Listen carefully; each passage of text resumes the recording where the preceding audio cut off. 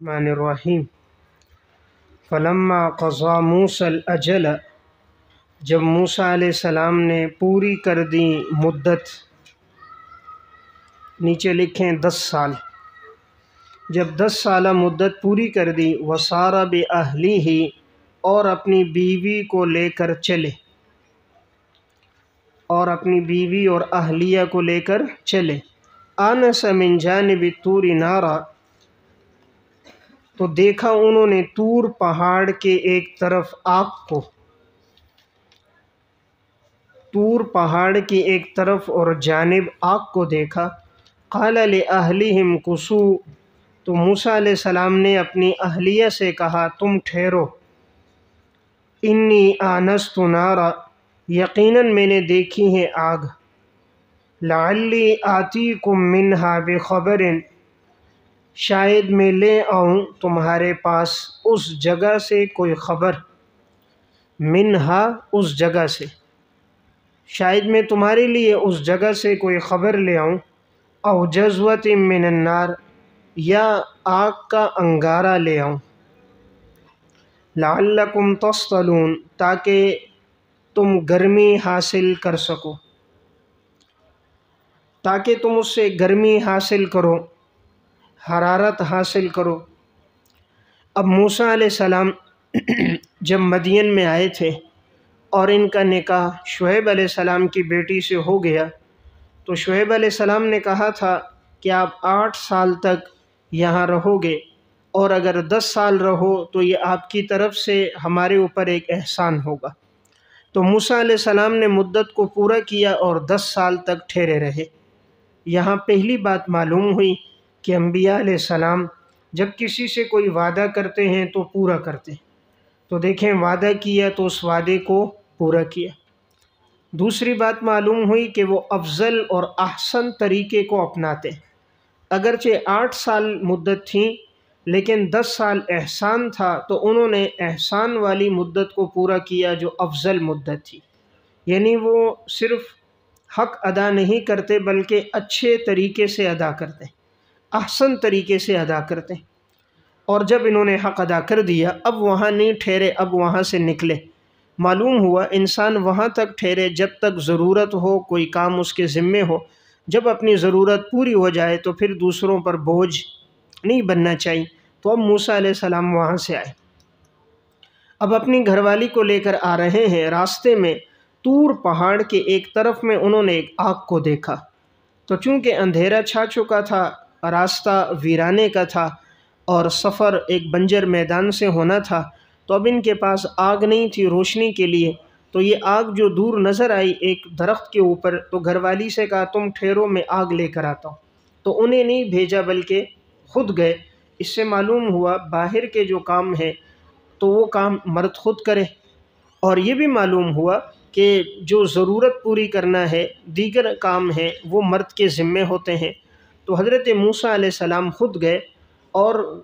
بیان کر کے گئے کہ میں کس کام کے لیے جا رہا ہوں۔ معلوم ہوا انسان جس کام کے لیے جائے اپنے گھر والوں کو، بچوں کو آگاہ کر کے جائے، کیا معلوم سفر میں موت آ جائے، حادثہ ہو جائے اور انہیں اس کے بارے میں علم نہ ہو۔ تو جب وہاں جا رہے تو انہیں آگاہ کیا میں اس لیے جا رہا ہوں، یا تو وہاں سے خبر لاؤں گا، یعنی لگتا ہے آگ لگی ہے، کوئی قافلے والے بیٹھے ہوں گے تبھی انہوں نے آگ لگائی ہوگی، کچھ کھا رہے ہوں گے، پکا رہے ہوں گے، تو ان سے منزل کا اور راستے کے بارے میں معلومات لے لوں گا، اور یہ کہ ان سے آگ کا انگارہ لے لوں گا، وہ لے کر آؤں گا، ادھر بھی آگ لگا لیں گے اور حرارت اور گرمی حاصل ہو جائے گی، اس لیے کہ موسم ٹھنڈا ہے، سرد موسم ہے۔ فلما اتاہا، جب موسیٰ علیہ السلام وہاں آئے، یعنی اس وادی طور میں پہنچے اور اس درخت کے قریب آئے، تو نودی من شاطئ الوادی الایمن، تو پس ندا دی گئی وادی کے دائیں کنارے سے، ندا دی گئی، پکارا گیا وادی کے دائیں کنارے سے، فی البقعۃ المبارکہ، بابرکت جگہ میں، بابرکت جگہ میں، من الشجرۃ، درخت سے، اَن یا موسیٰ، تفصیل ندا، تفصیل ندا کہ اے موسیٰ، انی انا اللہ رب العالمین، یقیناً میں تیرا رب ہوں جو تمام جہانوں کا میں رب ہوں۔ دیکھیں یہاں ایمن کے نیچے لکھیں کہ یہ صفت ہے شاطی کی، ایمن جو ہے شاطی کی صفت ہے، یعنی دائیں کنارے پر، اور فی البقعۃ المبارکہ یہ متعلق ہے نودیہ کے ساتھ، لکھیں متعلق ہے نودیہ کے ساتھ کہ آواز دی گئی کس میں؟ بابرکت جگہ میں، اور من الشجرۃ یہ بدل ہے شاطی سے، بدل ہے شاطی سے، تو گویا مطلب ہے ندا دی گئی وادی کے دائیں کنارے سے، اور وہ دایاں کنارہ کہاں تھا؟ کہا وہ ایک درخت کی جانب تھی جو بابرکت جگہ تھی، وہاں سے آواز دی گئی۔ اب کیا آواز دی گئی؟ تفصیل کہ اے موسیٰ یقیناً میں تیرا رب ہوں۔ بات پہلے سورہ طٰہٰ کی تفسیر میں بھی گزر گئی ہے کہ وہ ایک درخت تھا جس کے اوپر خوب روشنی تھی، نور تھا، وہ چمک رہا تھا، دور سے ایسا لگ رہا تھا گویا وہ آگ ہے، لیکن حقیقت میں وہ آگ نہیں تھی، اللہ رب العزت کی نور کی تجلیات تھی۔ اب اس میں ایک اعلان ہوا، آواز آئی کہ موسیٰ میں تیرا رب ہوں۔ دور سے ایسا لگ رہا تھا آگ ہے، لیکن موسیٰ علیہ السلام کو تعجب ہوا، اگر آگ ہوتی تو درخت جل جاتا، شاخیں جل جاتی، ٹہنیاں اور پتے جلتے، لیکن وہ جل نہیں رہی۔ پھر اس کی حرارت اور گرمی بھی نہیں ہے، بہت ٹھنڈک ہے، موسم بڑا اس کی وجہ سے پر رونق ہے، اور اس میں نہایت لطافت ہے، روشنی ہے، اور اس میں ٹھنڈک محسوس ہو رہی ہے۔ اس لیے موسیٰ علیہ السلام سمجھ گئے کہ یہ کوئی خاص چیز ہے، وہ عام آگ اور حرارت نہیں ہے۔ تو اللہ تعالیٰ نے فرمایا کہ اے موسیٰ یقیناً میں تیرا رب ہوں جو تمام جہانوں کا رب ہوں۔ وَأَنْ أَلْقِ عَصَاكَ، اب اللہ تعالیٰ نے موسیٰ علیہ السلام کو نبوت عطا کر دی، اب اس کے بعد معجزات عطا کیے۔ تو معجزہ نمبر 1، پس تم ڈال دو اپنی لاٹھی، فَلَمَّا رَآهَا تَهْتَزُّ، پس جب انہوں نے دیکھا اپنی اس لاٹھی کو کہ وہ حرکت کر رہی ہے، كَأَنَّهَا جَانٌّ، گویا کہ وہ ایک پتلا چھوٹا سانپ ہے۔ جان کہتے ہیں جب کہ سانپ چھوٹا ہو، پتلا ہو، چھوٹا ہو، اور دوسری جگہوں میں جو لفظ آ رہا ہے ثعبان کا لفظ، تو وہ ہے بڑا سانپ، بڑے جثے والا۔ تو یہ تعارض نہیں ہے، ابتدا میں وہ سانپ چھوٹا تھا، سریع الحرکت تھا، پھر ایک دم وہ بڑا ہوتے ہوتے آخر میں بہت بڑا ہو گیا، اور یہ ابتدا میں چھوٹا تھا، جب سب کو کھا لیا تو پھر اس کا جثہ بڑا ہو گیا، یا چھوٹا تھا بے اعتبار سریع الحرکت کے، اور ثعبان تھا بے اعتبار جسم کے۔ لیکن جس کا جسم بڑا ہوتا ہے وہ سریع الحرکت نہیں ہوتا، بطیء الحرکت ہوتا، سست ہوتا ہے، وہ ہل ہی نہیں سکتا، وہ اپنا پیٹ سنبھالے کہ اپنے آگے پیچھے کو سنبھالے، مشکل ہوتا اس کے لیے۔ لیکن جب جثہ بھی ہو بڑا اور سریع الحرکت بھی ہو،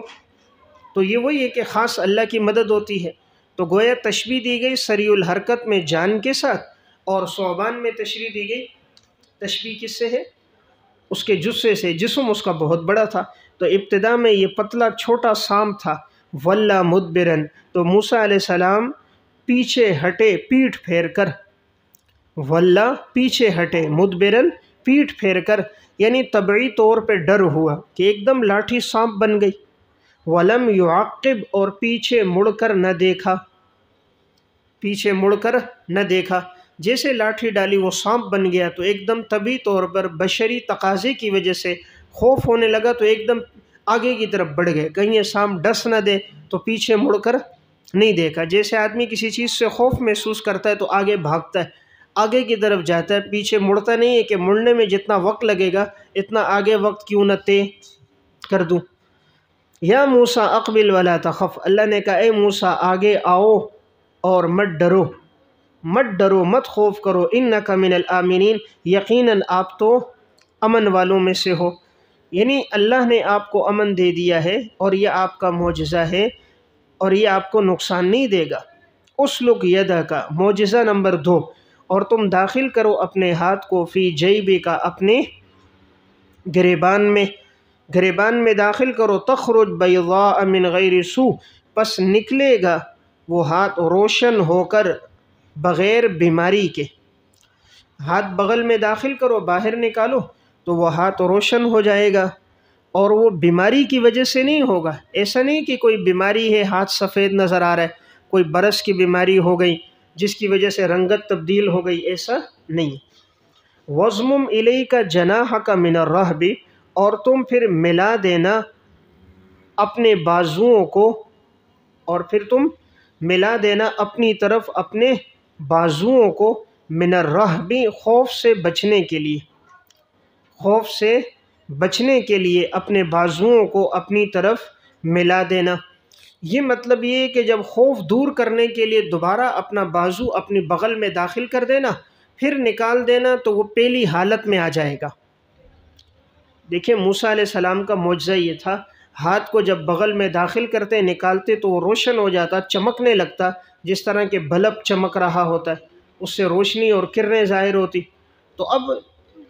جب تک وہ معجزہ ظاہر ہے، اب اس کو اپنی اصلی حالت میں دوبارہ لانے کے لیے، تاکہ یہ طبعی خوف دور ہو جائے کہ ہاتھ کیسے چمک رہا ہے، روشن ہے، انسان تھوڑا وقتی طور پہ گھبرا جاتا ہے، تو کہا اگر اپنا خوف دور کرنا ہے تو اپنے ہاتھ کو دوبارہ اپنے بغل میں لے جاؤ، تو پھر نکال دو گے تو اس کی چمک ختم ہو جائے گی، یہ اپنی پہلی حالت پہ آ جائے گا۔ تو یہی کہا وَضْمُمْ إِلَيْكَ جَنَاحَكَ، کہ ملا دینا تم اپنی طرف اپنے بازوؤں کو، من الرہب، خوف سے بچنے کے لیے، یعنی دوبارہ اپنی پہلی حالت پر لانے کے لیے، کہ بازو اپنی دوبارہ پہلی حالت پر آ جائے اور اس کی وہ چمک ختم ہو جائے۔ فَذَانِكَ بُرْهَانَانِ مِن رَبِّكَ،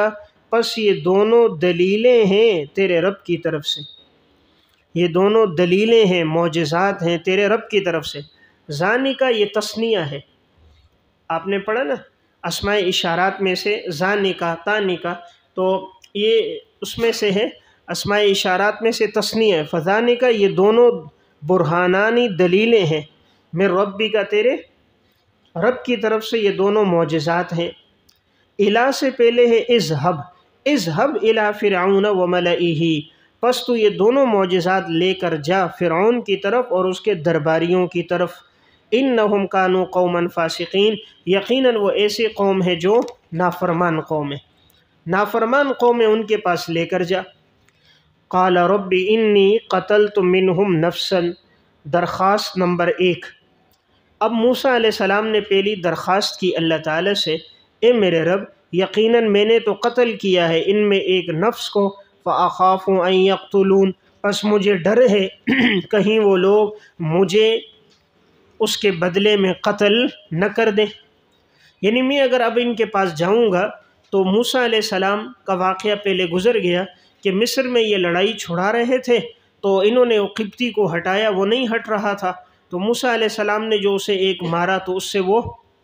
مر گیا تھا۔ تو اب موسیٰ علیہ السلام نے کہا اے اللہ اگر میں ان کے پاس گیا تو یہ لوگ کہیں گے اس نے تو ہمارا آدمی پہلے قتل کیا تھا، تو یہ تو مجھے اس میں قتل کر دیں گے، پھر تو میں ان کے سامنے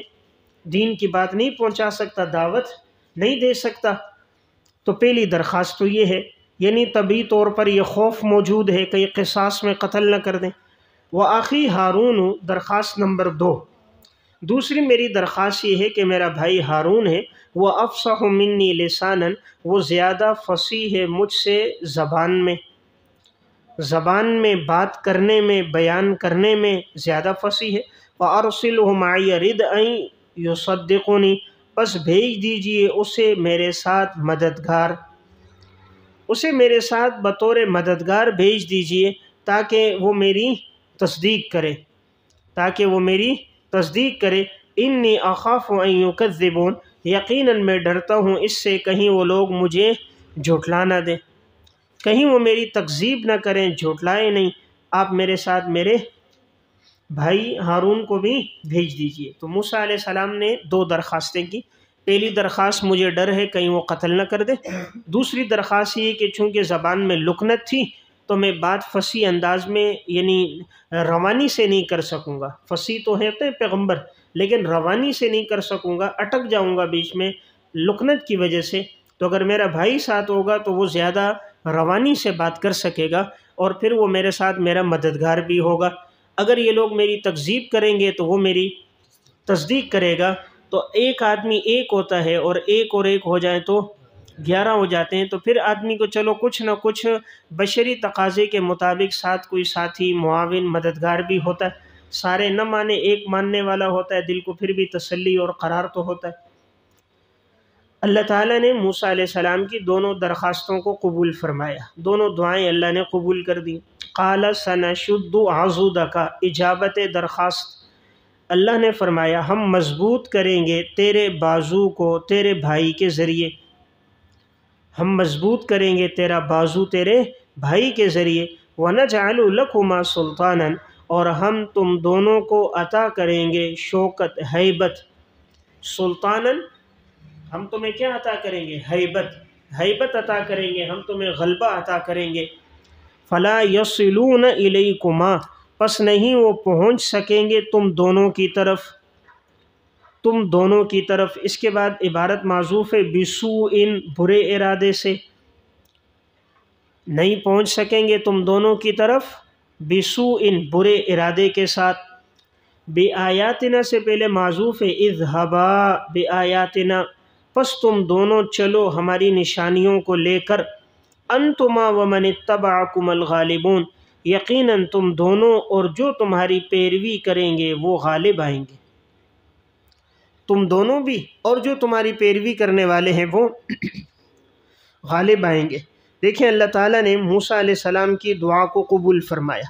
انہوں نے کہا تھا نا کہ میرے بھائی کو میرے ساتھ کیجئے، اللہ نے دعا قبول کر دی، فرمایا ہم نے تیرے بھائی کو تیرے ساتھ کر دیا، تیرا بازو مضبوط ہو جائے۔ معلوم ہوا جس کے بھائی ہوتے ہیں ان کے بازو مضبوط ہوتے ہیں، کیونکہ بھائی مشکل میں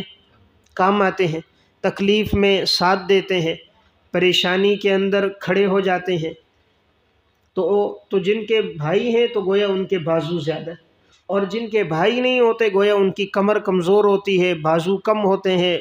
مشکل میں مدد کرنے والے کم ہوتے ہیں۔ جو باقی ہوتے ہیں وہ اکثر خود غرض ہوتے ہیں، اپنے مقصد کے لیے ساتھ چل رہے ہوتے ہیں۔ تو کہا ہم نے تمہارے بازو کو مضبوط کر دیا، اور ہم نے تم دونوں کو عطا کر دی سلطاناً، ہیبت، ہم نے تمہیں ہیبت اور رعب دے دیا، یعنی وہ تمہارے قریب نہیں آ سکے گا، بس وہ نہیں پہنچیں گے تمہاری طرف بِسُوءٍ، کس ارادے سے؟ برے،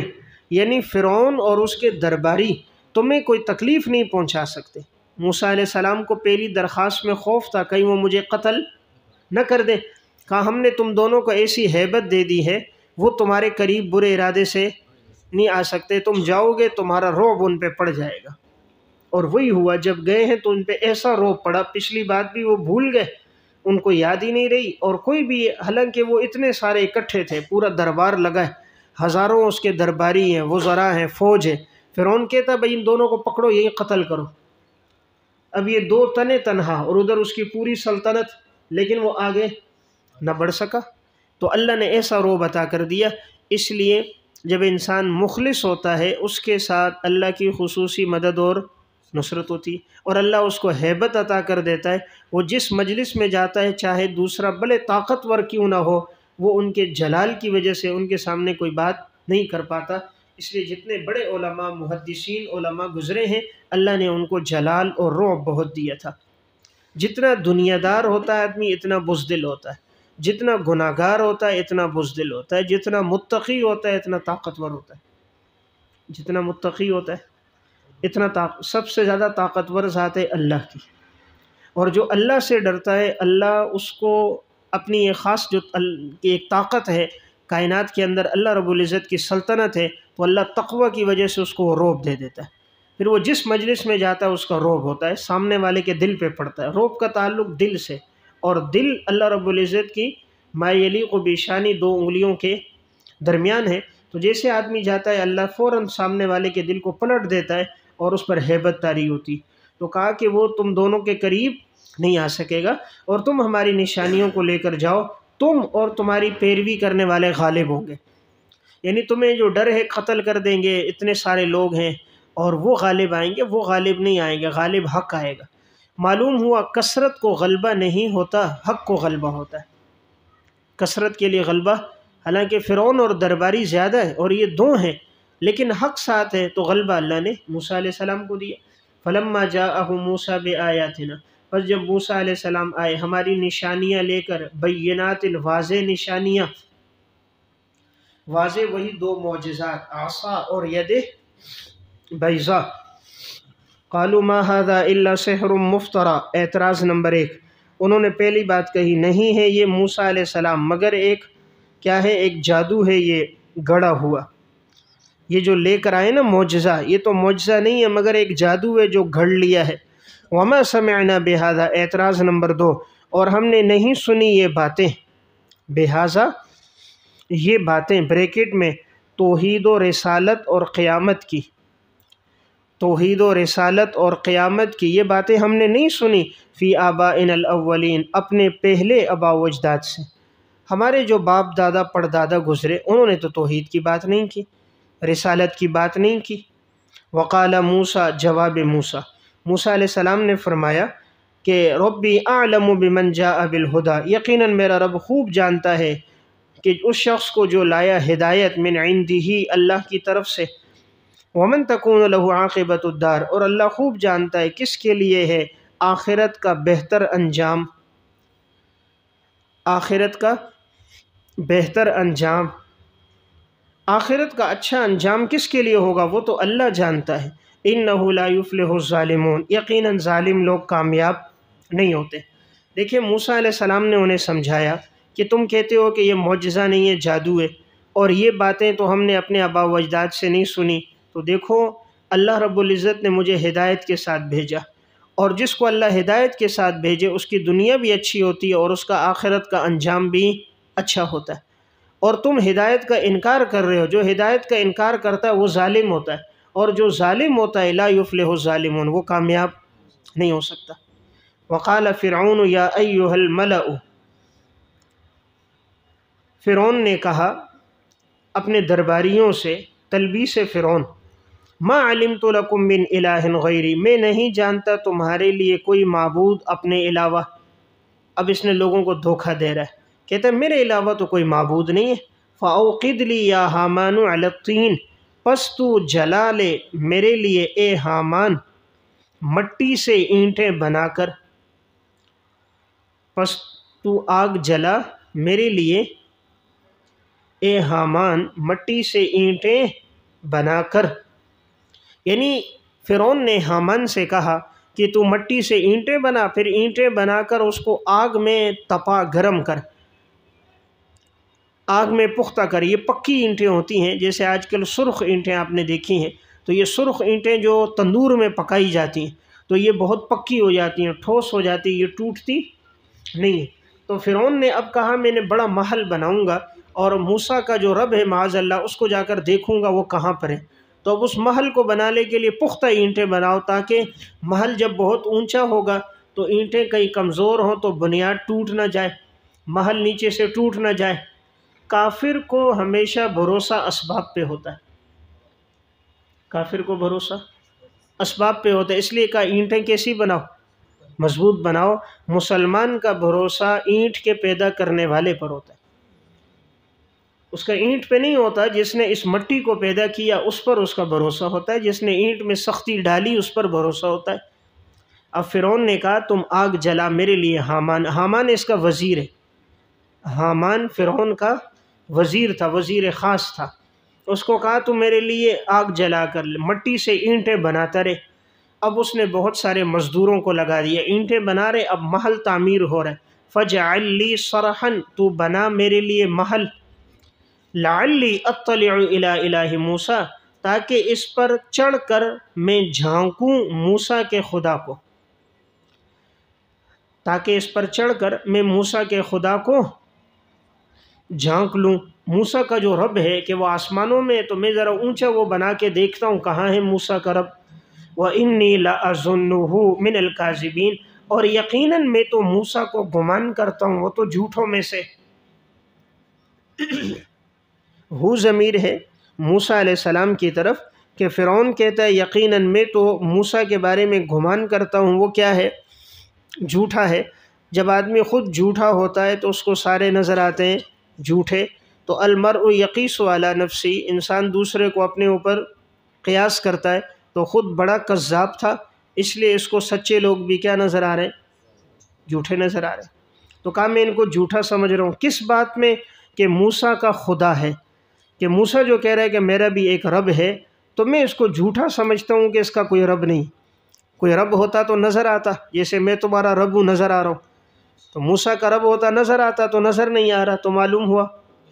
نہیں، جو نظر نہ آئے وہ نہیں ہے۔ باطل مشاہدے پر ایمان لاتا ہے، مومن غیب پر ایمان لاتا ہے۔ باطل مشاہدے پر ایمان لاتا ہے، جو چیز نظر آ رہی ہے اس کو مانتا ہے، جو نظر نہیں آتی اس کا انکار کر دیتا ہے۔ اور مومن اشہد ان لا الہ الا اللہ، اللہ کی وحدانیت کی گواہی دیتا ہے، اللہ کو دیکھا، واشہد ان محمد رسول اللہ، حضور کی رسالت کی گواہی دے رہا ہے، حضور کو دیکھا نہیں۔ جنت اور جہنم کی گواہی دے رہا ہے، دیکھا نہیں ہے۔ کرامن کاتبین فرشتوں کو مان رہا ہے، محشر کے میدان کو مان رہا ہے، نہیں دیکھا۔ اس لیے کہ الذین یؤمنون بالغیب، مومن کا ایمان غیب پر ہوتا ہے۔ تو بہرحال اب اس نے حامان کو آرڈر دے دیا تو محل بنا۔ تفسیر قرطبی میں ہے 50,000 بڑے بڑے جو کاریگر تھے، مستری تھے، ان کو لگایا گیا اور انہوں نے محل تعمیر کرنا شروع کر دیا، اور مختلف اینٹیں بنتی گئیں، تعمیرات شروع ہوتی گئی۔ اس دور کی سب سے بڑی عمارت بنا دی، یعنی اس سے اونچی عمارت، آج کے الفاظ میں کہوں تو ورلڈ ٹریڈ سینٹر بنا دیا۔ اتنا بڑا لمبا اس نے بنا دیا کہ اب اس پہ فرعون چڑھ کر معاذ اللہ موسیٰ کے خدا کو دیکھے گا۔ اینٹیں بھی بڑی سخت لگائی تاکہ ٹوٹنے کا اندیشہ نہ ہو، بہت اونچا بنایا، ماہرین فن سارے اکٹھے ہو گئے، لکڑی کا کام بھی اس میں ہو گیا، دیواریں پختہ ہو گئی، سیڑھیاں لگا دی گئیں۔ اب جب اس کا یہ محل تعمیر ہو گیا، اللہ تعالیٰ نے جبرائیل امیر کو حکم دیا، جبرائیل علیہ السلام نے اپنے ایک پر کا کونا مارا، محل کے ٹکڑے ٹکڑے ہو گئے۔ تو فرعون اپنی سازش کے ساتھ ناکام اور نامراد، ذلیل اور رسوا ہو گیا۔ اوپر چڑھ کر کیا دیکھتا، وہ اندر جانا ہی اس کو نصیب نہ ہوا۔ تو موسیٰ کے خدا کو کیا دیکھتا، تو اپنی عمارت کی حفاظت بھی نہیں کر سکا، تو اس کو نہیں بچا سکا، تو اوپر کیا جاتا، تو اللہ نے اس کی سازش کو خاک میں ملا دیا۔ وَاسْتَكْبَرَ هُوَ وَجُنُودُهُ فِي الْأَرْضِ، تکبر کیا فرعون کے لشکروں نے زمین میں، مصر میں، بغیر الحق، ناحق طور پر، وَظَنُّوا أَنَّهُمْ إِلَيْنَا لَا يُرْجَعُونَ، انکار قیامت، اور انہوں نے گمان کیا کہ یقیناً وہ ہماری طرف نہیں لوٹائے جائیں گے، گمان کیا کہ وہ ہماری طرف نہیں لوٹائے جائیں گے۔ فَأَخَذْنَاهُ وَجُنُودَهُ، پس ہم نے پکڑا فرعون کو اور فرعون کے لشکر کو، انجام عناد، فَأَخَذْنَا انجام عناد، ہم نے اس کو اور اس کے لشکر کو پکڑا، فَنَبَذْنَاهُمْ فِي الْيَمِّ، اور ہم نے پھینک دیا ان کو دریا میں۔ فَانظُرْ كَيْفَ كَانَ عَاقِبَةُ الظَّالِمِينَ، دیکھو کیسا انجام ہوا ظالموں کا۔ یعنی یہ معاذ اللہ موسیٰ علیہ السلام کے رب کا انکار کرتا تھا، ہم نے اس کو ایسی سزا دی کہ ہم نے دریا میں غرق کر دیا اس کو اور اس کے لشکر کو، تو نہیں، نہ اپنی جان بچا سکا اور نہ اپنے لشکر کی جان یہ بچا سکا۔ دیکھو ظالموں کا کیسا انجام ہوا۔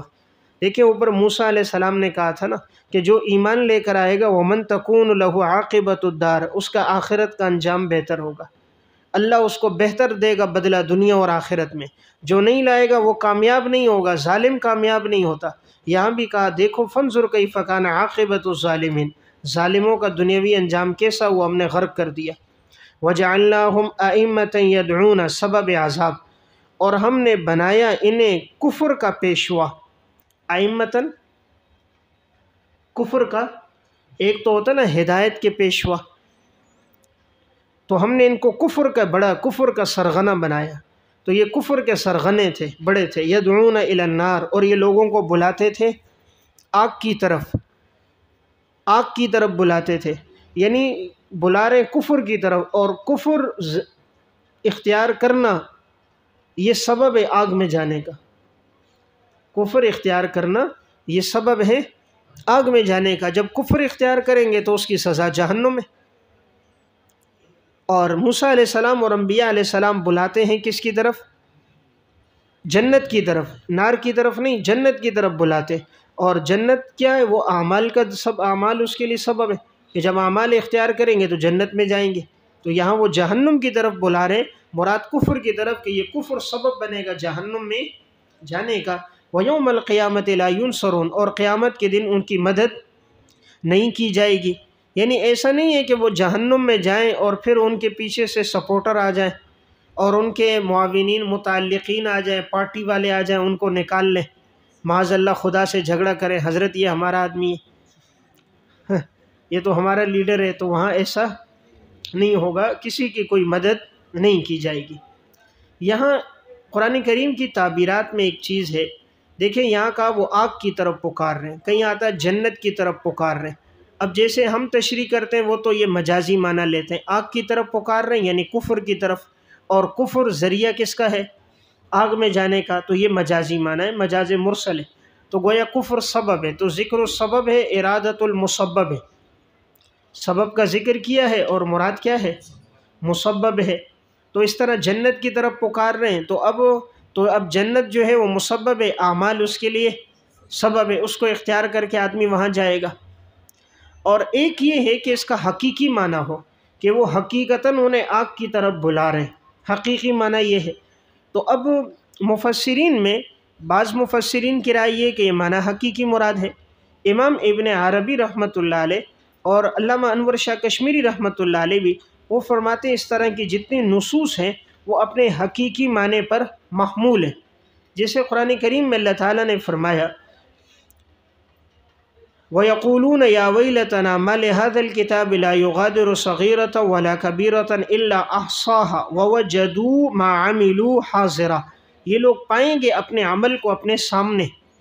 یعنی ان کا عمل سامنے ہوگا۔ انسان جو عمل کر رہا ہے نا وہی کل قیامت میں صورت اختیار کرے گا۔ نیک اعمال ہیں، یہی نیک اعمال اس کے لیے جنت کی صورت ہوں گے، برے اعمال ہیں وہی برے اعمال اس کے لیے جہنم ہے۔ انسان دیکھے قبر میں جو اژدہے اور سانپ ہے نا وہ اپنے ساتھ لے کر جاتا ہے، اور قبر میں جنت اپنے ساتھ لے کر جاتا ہے۔ جو اعمال اختیار کرتے ہیں وہ اعمال اس قبر کو جنت بناتے ہیں، اور گناہ کی زندگی گزارتا ہے تو اپنے ساتھ یہ جو گناہ ہے یہی بچھو ہے، یہ سانپ ہے، تو یہ کہیں سے آتے نہیں، انسان خود اپنے ساتھ لے کر جاتا ہے۔ تو یہاں بھی انسان اس عمل کو پائے گا، وہ عمل اپنی صورت اختیار کرے گا،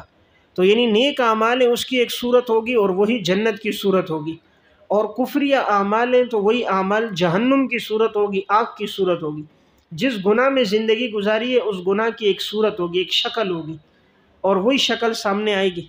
جیسے فَمَن يَعْمَلْ مِثْقَالَ ذَرَّةٍ خَيْرًا يَرَهُ اور وَمَن يَعْمَلْ مِثْقَالَ ذَرَّةٍ شَرًّا يَرَهُ۔ نیک عمل ہے تو اس کو بھی دیکھ رہا ہے، یعنی وہی عمل صورت اختیار کر رہا ہے، اس عمل کی اچھی صورت سامنے آئے گی، بدلہ ملے گا، برا عمل ہے اس کی صورت سامنے آئے گی۔ اس صورت میں معنی حقیقی مراد ہوتا ہے کہ گویا ہر عمل کی ایک کیا ہے؟ صورت ہے، ایک حقیقت ہے، اور وہ حقیقت انسان اپنی آنکھوں سے وہاں دیکھ لے گا۔ اور یہ کہ اس سے مراد کیا ہو؟ معنی مجازی ہو، تو معنی مجازی وہ آگ کی طرف بلا رہا تھا، یعنی وہ کفر کی طرف بلا رہا تھا، اور کفر آگ میں جانے کا سبب ہے۔ یہ جیسے ایک مثال ہے، قرآن کریم میں اللہ تعالیٰ فرماتے ہیں کہ جو آدمی یتیم کا مال کھا رہا ہے وہ حقیقت میں یتیم کا مال نہیں کھاتا، وہ اپنے جسم میں آگ کو داخل کر رہا ہے، یعنی وہ کس کو کھا رہا ہے؟ آگ کو کھا رہا ہے، حالانکہ دیکھا جائے وہ تو آگ نہیں کھا رہا، کیا کھا رہا ہے؟ مال کھا رہا ہے۔ ان الذین یأکلون اموال الیتامی ظلما انما یأکلون فی بطونہم نارا وسیصلون سعیرا۔ جو یتیم کا مال ناحق کھاتے ہیں وہ آگ کو کھا رہے ہیں۔ اب دیکھا جائے وہ تو مال کھا رہے ہیں، لیکن یہ مال سبب ہے آگ میں جانے کا، تو یہ ہے معنی مجازی۔ اور نمبر 2 کیا کہ نہیں حقیقی معنی پر محمول ہو۔ اگر حقیقت میں ہو تو نظر تو آ رہا ہے وہ کھا رہے، پیسوں سے کھانا کھا رہے ہیں، لیکن وہ کھانا نہیں ہے، حقیقت میں وہ آگ ہے، کیونکہ وہ ناحق مال ہے، تو یہی جو پیٹ میں جا رہا ہے یہی آگ بنے گا، یہ آگ بنے گا، اور وہ آگ ہی ہے، اور اس سے پھر وہ نیک اعمال کی توفیق بھی نہیں ہوتی، اندر جاتا ہے، اندر کو جلاتا ہے، معدے کو جلاتا ہے، معدے میں تیزابیت پیدا کرتا ہے، گناہوں کے کاموں کی طرف اس کو بڑھاتا ہے، خواہشات نفسانیات بڑھ جاتی ہیں۔ جیسے نیک عمل اندر جا کر نیک اعمال کی خواہش پیدا کرتے ہیں، اور برے اعمال برے گناہ اندر جا کر برے گناہوں کی دعوت دیتے ہیں، تو اس صورت میں یہ معنی حقیقی ہوگا۔ تو اگر یہ بات سمجھ آ گئی فبہا، نہیں سمجھ آئی تو کوئی حرج کی بات نہیں ہے، اس لیے کہ انسان کے جو مجہولات ہیں وہ معلومات سے زیادہ ہے۔